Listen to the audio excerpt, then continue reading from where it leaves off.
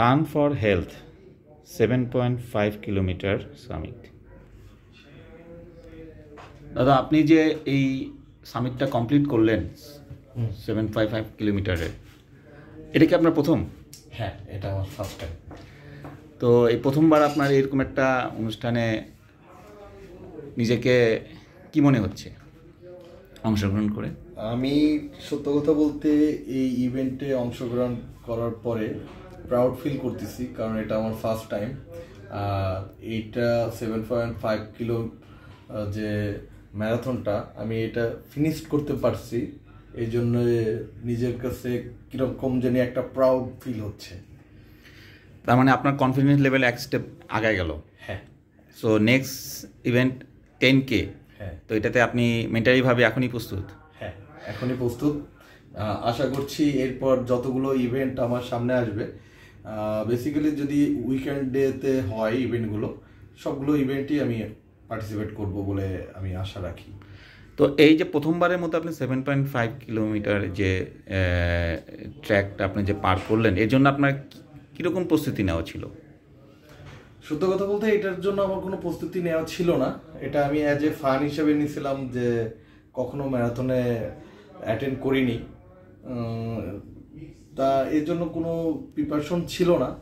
তো যেহেতু first time আমি অ্যাটেন্ড করলাম, অ্যাটেন্ড করার পরে মানে সব মিলে আমার কাছে খুবই ভালো লাগছে।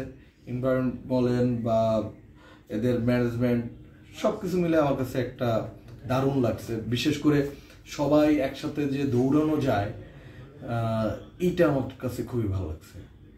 ছোট বড়, তারপর ইয়াং, মুরব্বি লেভেল বলেন, তো সবাই মিলে। তো আপনি এরকম একটা অর্গানাইজেশনের মানে মানে যারা অ্যারেঞ্জ করেছে তাদের জন্য কিছু একটা বলেন। এটা অর্গানাইজ করছে জেসিআইকে আমি অবশ্যই ধন্যবাদ দিব।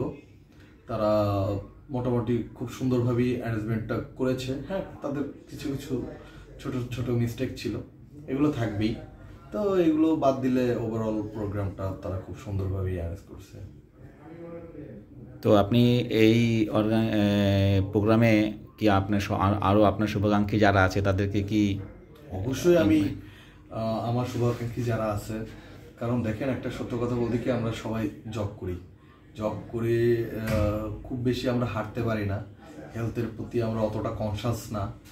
দেখেন আমি আমার যে এতে করে আমাকে যে পরিমাণ স্ট্রাগল করতে হয়, সেই পরিমাণ আমার বডিতে কিন্তু আমি স্ট্রাগল করি না। আমি সবসময় চেয়ারে বসে থাকি, অফিস শেষ করে বাসায় যাই, তাও হেঁটে যাই না। দেখা গেল এখানে 12 মিনিটের হাঁটার রাস্তা আমি রিক্সায় করে যাই, এতে করে আমার পেটে চর্বি জমে যায়। ঠিক আছে, আর আসলে সত্য কথা বলতে স্বাস্থ্যেরও অনেক অবনতি হয়। যদি এই ম্যারাথনগুলোতে আমরা অংশগ্রহণ করি, অ্যাটলিস্ট আমরা এখানে একদিন হলেও দৌড়ানোর জন্য চেষ্টা করব। আর এই ইভেন্টগুলোর জন্য আমরা আগে থেকেই প্রিপারেশন নিব।